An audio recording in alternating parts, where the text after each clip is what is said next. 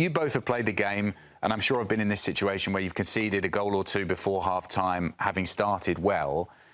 What is we've talked about the perspective from the manager, but what is the perspective from the players to be able to regroup, Kai, and then focus on the second half and try to get something from the game and not be too disheartened?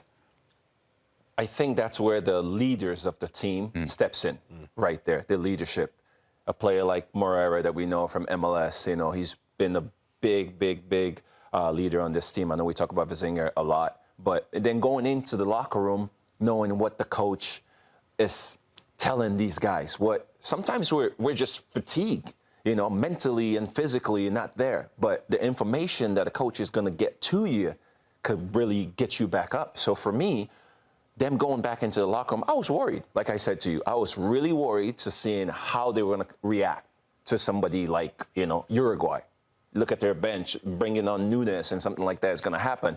But the fact that the right information was given to them, we saw them defending the same way as they were doing in the first half, getting 11 guys behind the ball. It didn't matter if it was 25 yards from goal. They were defending together as a team. Then when they had the ball, they were ready to break and had a few chances that they, you know, just a little bit of detail would have helped them to really put this game away, and it would have been a different story.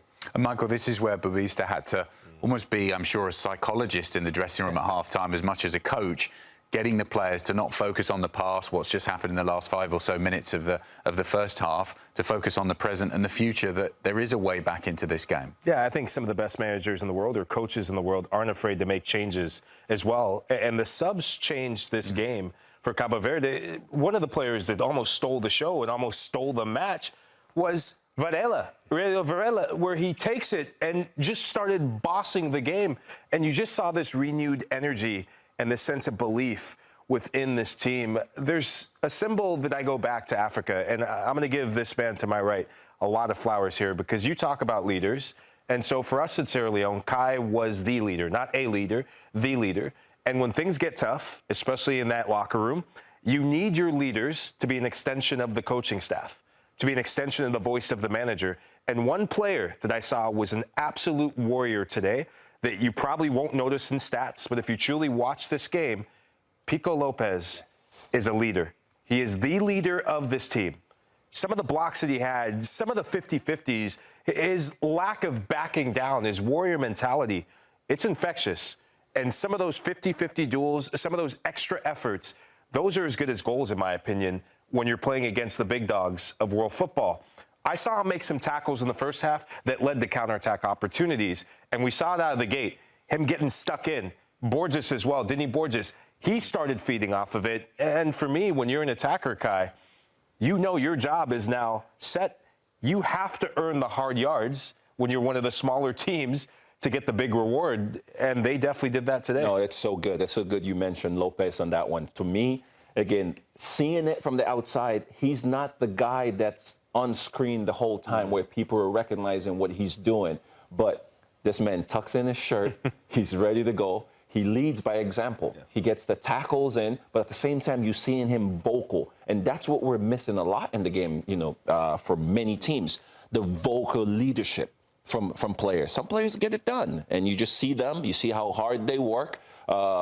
Like a Conte for France. He just works hard, but he's not saying much. But Lopez is leading by example, and he's vocally also pushing the rest of the guys around him. Shout out to all the Cape Verde fans who are watching us on YouTube. We've had loads of comments coming in. Let's read out a couple for you. This one from Mr. Nice Guy. Cabo won their group in qualifying over Cameroon. They're not in because of the expansion. That's the interesting thing, is they performed brilliant. This is an extension of what they did in qualifying. And I think we've got some more coming in for you. Let's get to another one now. This from Desrac. Virginia was right. Everyone will know the name Cape Verde.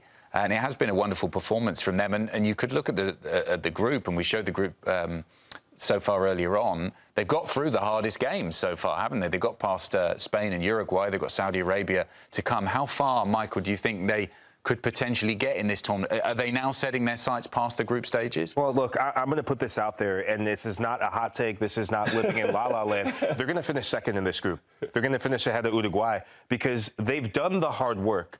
Now is the part, as a player, Now is the part where if you're Vozinha, you get to reward your mom, who a lot of work has been made by diplomats. And I was reading behind the scenes that there was a Chinese businessman who actually helped pay the visa fee and was part of that process, as well as other diplomats. But this is where, for me, if I'm a Cabo Verde player, I think of my family. And on the international level, that's what differentiates playing at the international level versus playing for your club. When you're playing for your club, you're playing for your paycheck, you're playing for pride, you're playing for your career.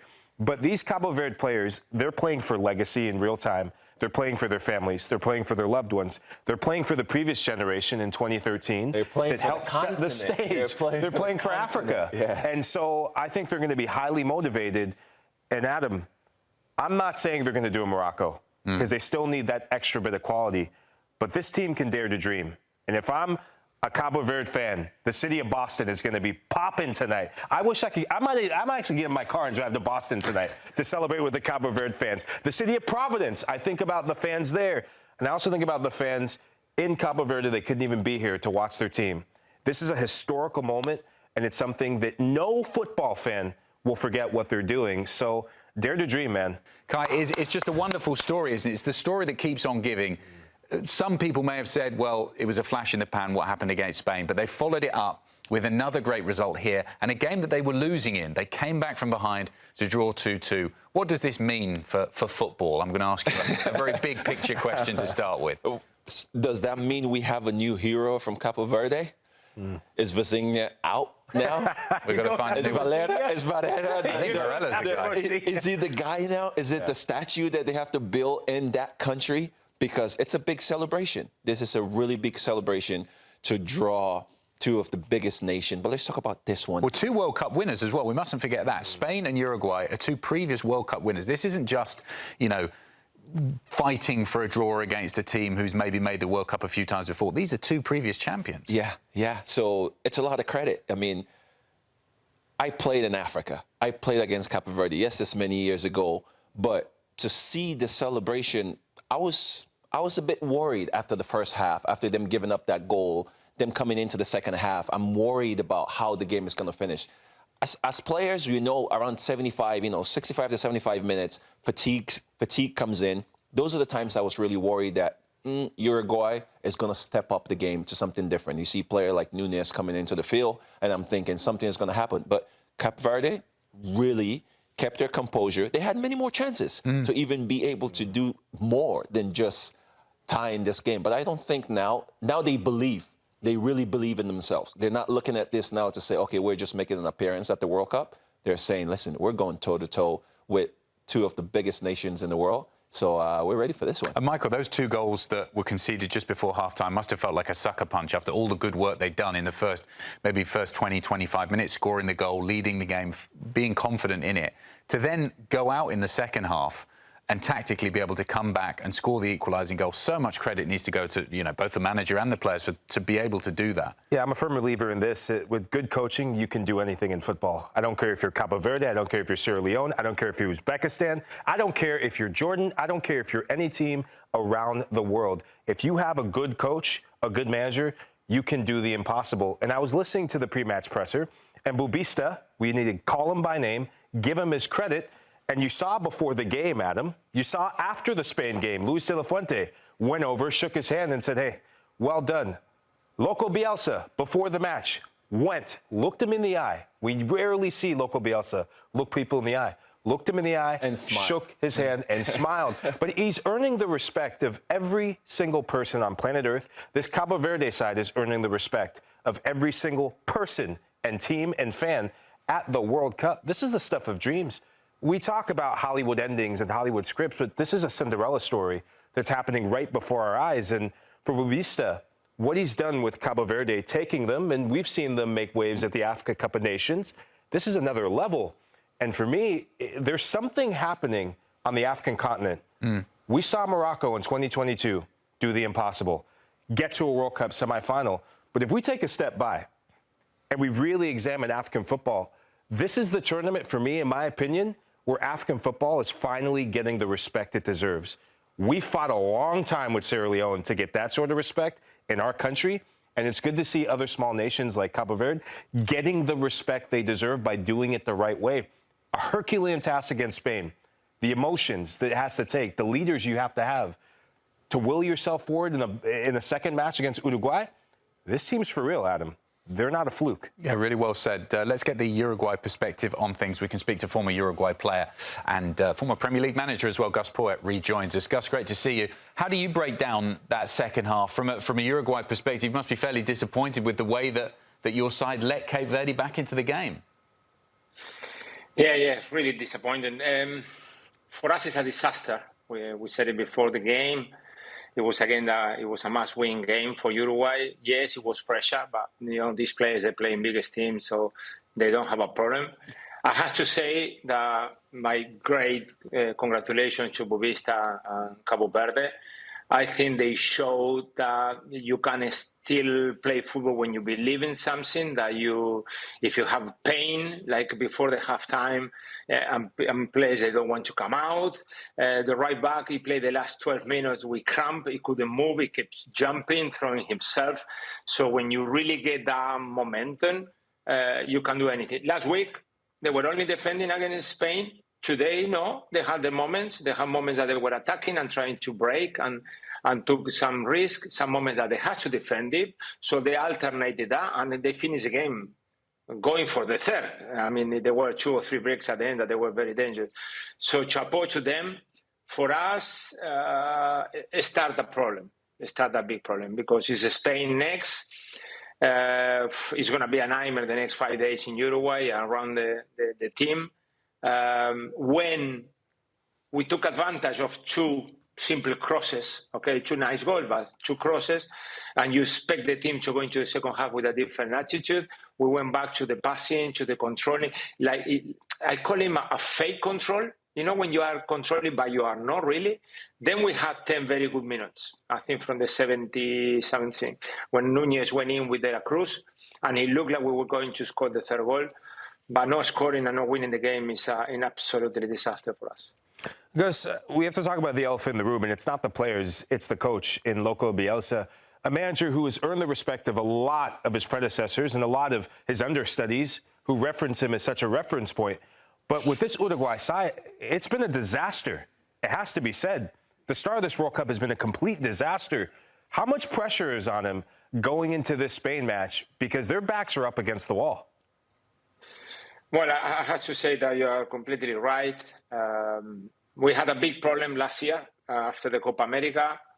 It was a big mess around November, December in Uruguay when everything was calming down and the country was divided, the pro and the against Bielsa, the pro and against the players, because that what creates these kind of problems.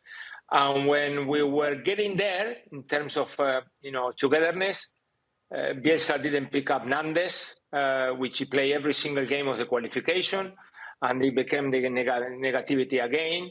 And then, as you say, we started the World Cup terrible, playing with a different system that we never played last week, 4-4-2. Then we recovered well, and now the opposite, no? So it's gonna be a really tough day, for the coaches, like you said before. When things go well, credit to Bubista. When things go bad, you are on your own, and it's going to be a difficult night for Marcelo Bielsa tonight. Gus, were you surprised that Darwin Núñez didn't start? We saw him come into the game, and he had a bit of an impact. But this is a guy who probably should be starting for Uruguay, isn't it? Yes, I tell you, I was not surprised about not starting for one reason only. He didn't play the last 6 months in Saudi Arabia, and he was picked by Marcelo Bielsa to play the 2 friendlies in March. And everybody was thinking, okay, he's going to give him minutes, like an hour, 70 minutes. Go and play because you didn't play for 3 months. And he practically didn't play against England. I think he played 1 minute or 2. And then he played very little the next one. So then people were saying, okay, if we need to use Darwin Núñez, we need a couple of friendlies before the World Cup. I don't know if you know, but we were, I think, the only country in the world that we didn't play any friendlies before the World Cup. So that didn't allow Darwin Núñez to be in a good condition. And because he played not at his base the first 45 minutes of the day, and when Marcelo Bielsa took him off, the team improved dramatically, I think it was common sense that he was not starting today. I like his attitude today. I like his touches. He made a great touch for Canovio, one touch. He let him 1v1 with the goalkeeper. So if we can recover him now for the next few games, for Spain first, it's going to be massive for us because we need that presence and that quality in front of goal. Just really quickly, Gus, before we let you go, I want you to put your coach's hat on because you've managed at the highest level in the Premier League and around the world. What is it that Cape Verde have done in the 2 games so far that's making these teams so difficult to beat? What are the big nations struggling with? And if you were preparing a team to face them, what would you be focusing on? Well, to be honest, they were outstanding in terms of the decisions, the plan. Against Spain, it was a clear plan of defending as much as possible with a lower block, not allowing Spain to go in behind. And they did a fantastic job holding on and, with a great performance of the goalkeeper. Today, no. Today they play. Today they had the moments. They knew that in certain moments Uruguay would control, but they were able to go and play and enjoy themselves. There were a few players that they done a few tricks, and it was nice to watch them enjoying the World Cup as well. Uruguay, I said it at halftime, too predictable until the last few minutes of the first half, too slow, without really getting in behind the position back 4. You need to make those runs. You need to make them go back. You need to put people on the box. You need to have, surrounding the striker, because we play with one striker only. There is many things that you need to work. But I'm sure that Marcelo did work. I suppose that he did work on those movements. But the game in Uruguay needs to be crazy. We are a crazy country and we need to play crazy.